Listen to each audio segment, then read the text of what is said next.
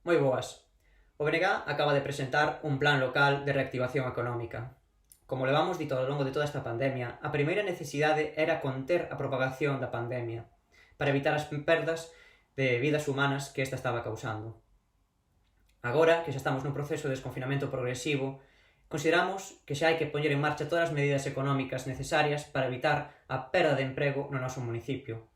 Acabamos de presentarlle un plan con medidas específicas en 9 sectores concretos ao resto dos grupos da Corporación Municipal para que se poida levar adiante. Son medidas no ámbito da fiscalidade, con rebaixas e bonificacións, no ámbito sanitario, de protección social, de mobilidade e investimento, na contratación e no fomento de políticas activas de emprego por parte do Concello e, sobre todo, con especial atención a 3 sectores que son para nós estratéxicos, como é o comercio local, a hostalaría e as empresas turísticas. No ámbito social, consideramos que se deben aumentar as partidas económicas e a atención á dependencia, e tamén ao servizo de axuda no fogar, por prestar servizos ás nosas persoas maiores. No ámbito da fiscalidade, contemplamos bonificacións a todas as familias e persoas que se viron afectadas por un ERTE, e tamén a exención das taxas á hostalaría por a instalación de terrazas, tanto en terreo portuario como en terreo municipal. Estas empresas que se viron obrigadas a pechar pola declaración do estado de alarma e tamén que van ver mermados os seus ingresos durante o proceso de desconfinamento, consideramos que debemos ser de especial atención por parte do Concello.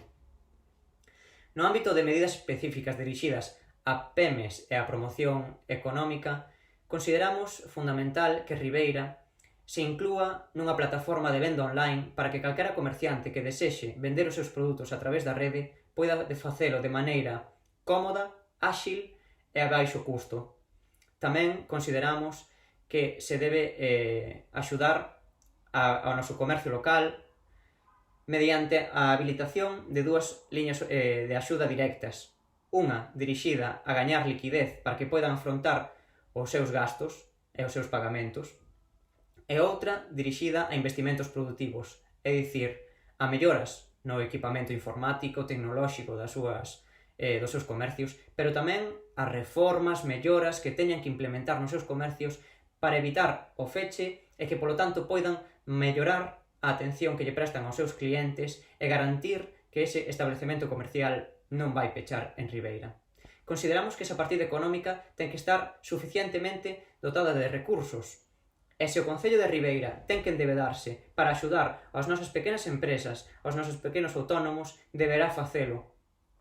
Tamén propoñemos que o Concello manteña a licitación de obra pública en obras moi concretas e tamén que prestan servizos fundamentais, como poden ser a renovación de saneamento, a dotación de auga, ou tamén obras de mobilidade, como poden ser a construción da nova dársena, da nova estación de autobuses.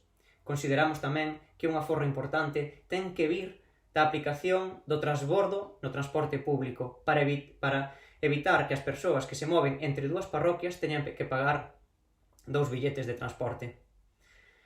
Por último, tamén non queremos esquecernos da nosa lingua, da nosa cultura. Consideramos que o Concello de Ribeira ten que reprogramar, non cancelar, todos os actos que estaban previstos. Por outra parte, en colaboración coa Asociación de Empresarios e Empresarias de Ribeira, ten que garantir eventos culturais que movan un fluxo de xente nas nosas rúas e na nosa vila. Porque este fluxo de xente vai acabar sendo positivo porque vai ter un impacto económico nos nosos establecementos comerciais.